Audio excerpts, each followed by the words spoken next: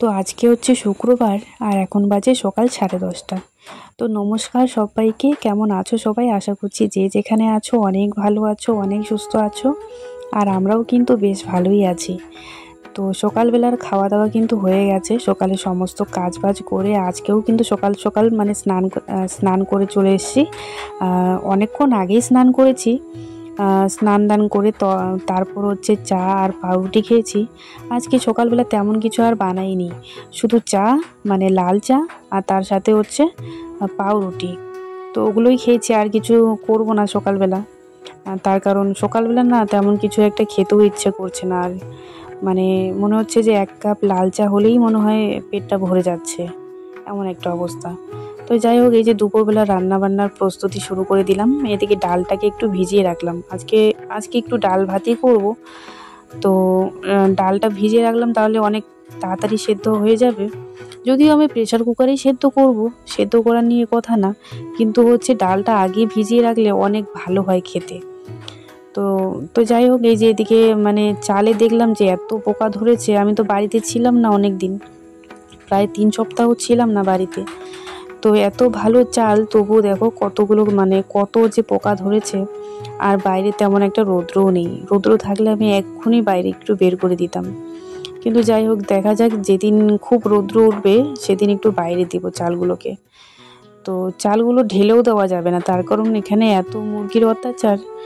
তো নিমিষেই শেষ করে দেবে খেয়ে। তো ড্রামের মধ্যেই দিতে হবে।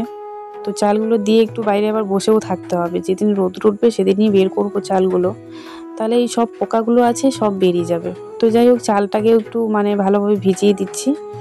আর পরে হচ্ছে ভালোভাবে ধুতে হবে, যাতে সবগুলো পোকা জলের সাথে বেরিয়ে যায়।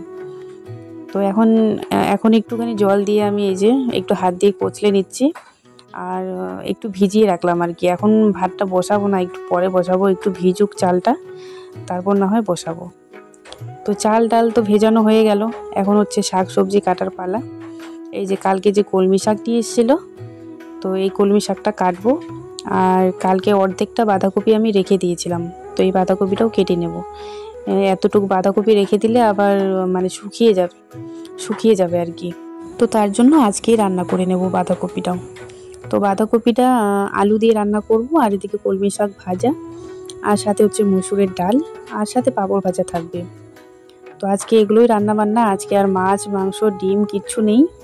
তো ঘরে যা ছিল তাই রান্না হবে আজকে।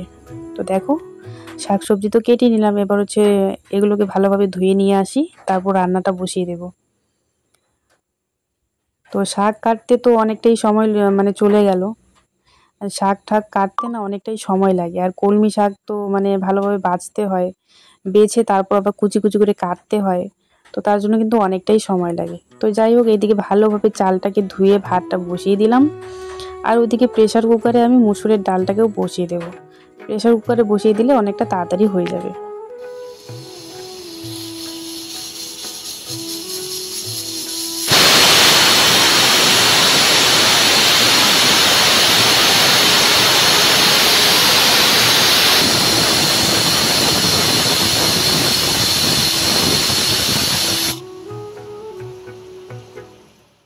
তো ভাত তো হয়ে গেছে, ভাত নামিয়েও নিয়েছি আমি।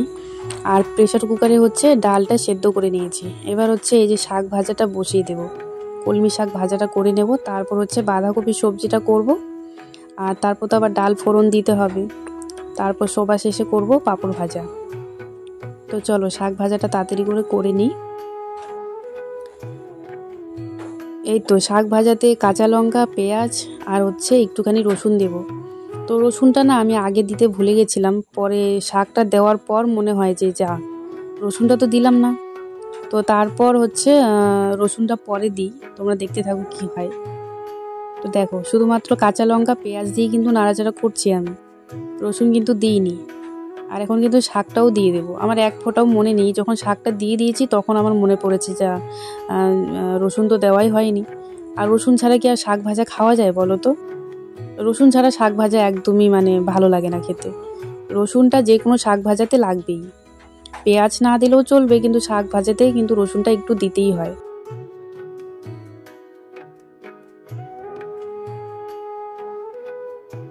তো এখন গিয়ে মনে পড়লো যে আমি তো ফোড়নে রসুন দিইনি। তো যাই হোক, এখনও দেওয়া যাবে, কোনো ব্যাপার না। এই যে একটুখানি রসুন থেতো করে দিয়ে দিলাম। রসুনটা আমি থেতো করে রেখেই ছিলাম, কিন্তু দেওয়ার সময় মনে নেই আর কি। তো যাই হোক, এখন দিয়ে দিলাম, কোনো ব্যাপার না, ভাজা হয়ে যাবে রসুনটাও। আর আমি তো যে কোনো শাক খেতে খুবই ভালোবাসি, কিন্তু কলমি শাকটা আমার সব থেকে প্রিয় আর কি, সব থেকে প্রিয় বলতে পারো। আমি কলমি শাকটা ভীষণ ভালোবাসি। আর তার জন্যই কিন্তু বড়মশাই সকাল সকাল বাজারে চলে গেছিলো কালকে। তো কালকে তো বৃহস্পতিবার ছিল, আর এখানে হচ্ছে বৃহস্পতিবারে একটা বাজার হয়, শুধুমাত্র সকালেই হয় বাজারটা, মানে দুপুর 12টার মধ্যে বাজারটা শেষ হয়ে যায়।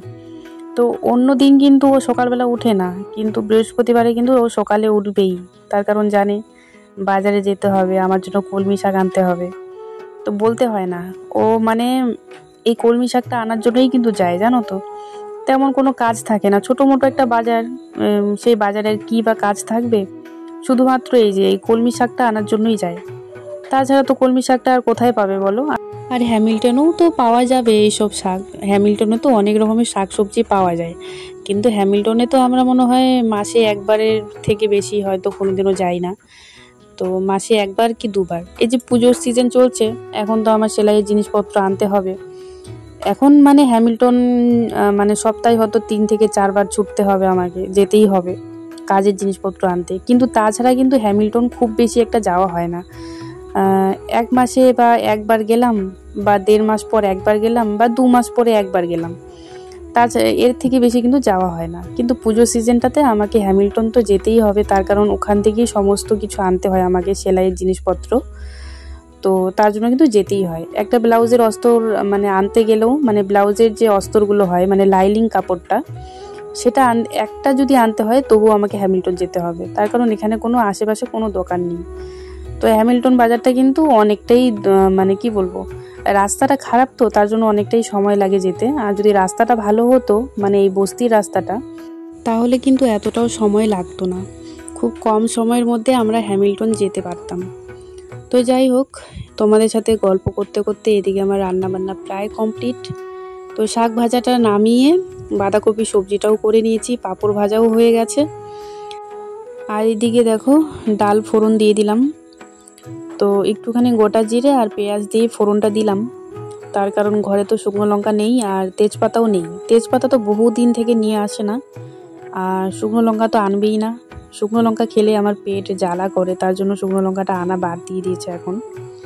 তো লঙ্কা গুঁড়ো এনে রাখে, শুধুমাত্র মাছ মাংসতেই দেওয়া হয় লঙ্কা গুঁড়োটা, তাছাড়া সব কিছুতে কিন্তু দিই না লঙ্কা গুঁড়ো। আর গোটা শুকনো লঙ্কা থাকলে কি, এই যে ফোড়ন টোড়ন দেওয়া যায় আর কি, ডালের মধ্যে ফোড়ন দেওয়া যায়, বা নিরামিষ সবজিতেও কিন্তু মানে শুকনো লঙ্কা ফোড়ন দিলে বা তেজপাতা ফোড়ন দিলে কিন্তু ভীষণ ভালো হয় খেতে। তো যাই হোক, ঘরে নেই, যা ছিল তাই দিয়ে রান্নাটা করলাম, তবুও কিন্তু সব কিছু ভীষণ ভালো হয়েছিল খেতে। তো এই যে দেখো, পাঁপড় ভাজা, এইদিকে হচ্ছে বাঁধাকপি সবজি আলু দিয়ে, আর এদিকে হচ্ছে মসুরের ডাল, আর এখানে আছে কলমি শাক ভাজা। তো চলো তাহলে দুপুরবেলার খাওয়া দাওয়াটা সেরে নিই, খিদেও পেয়েছে ভীষণ। সকালবেলা তো শুধুমাত্র চা আর পাউরুটি খেয়েছিলাম, তো এখন তো দুপুর 1:30 বাজে।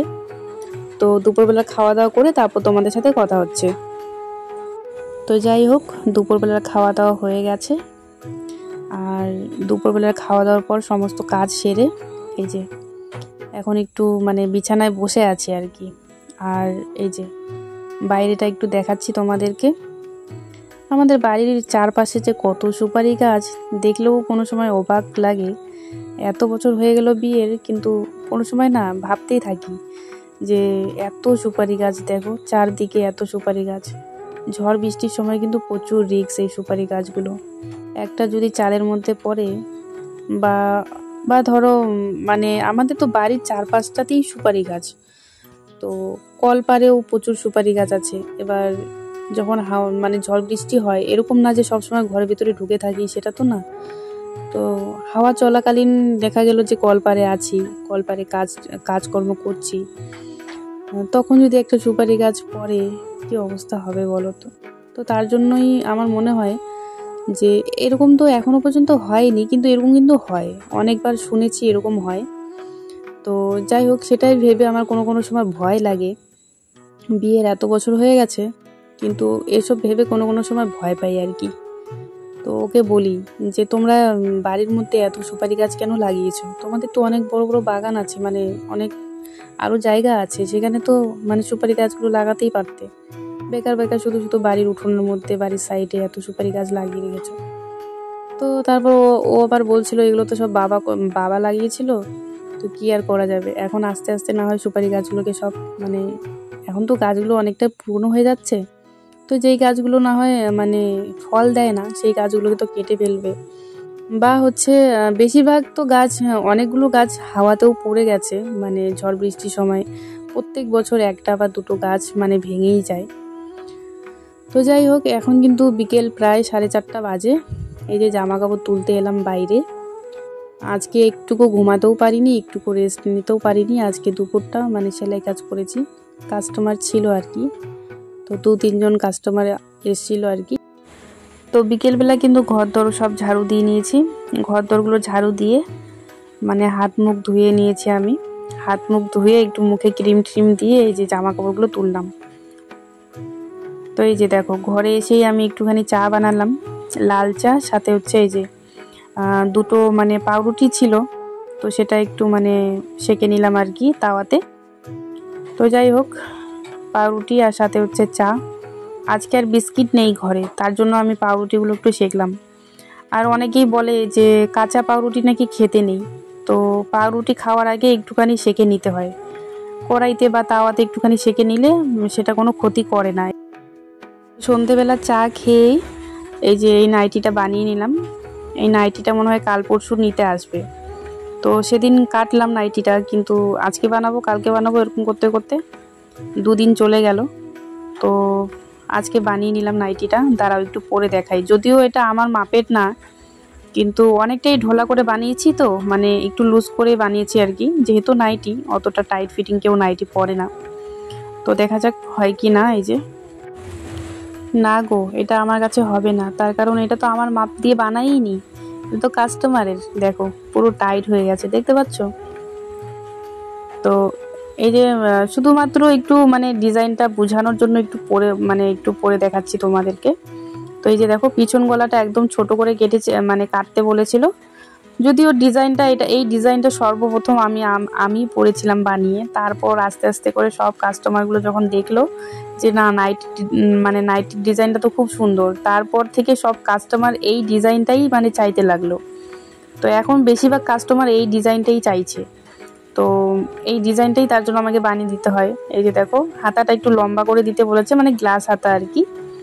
আর এই যে গলায় একটুখানি বর্ডার দিয়েছি, মানে সাদা বর্ডারগুলো দেখতে কিন্তু খুবই সুন্দর লাগছে।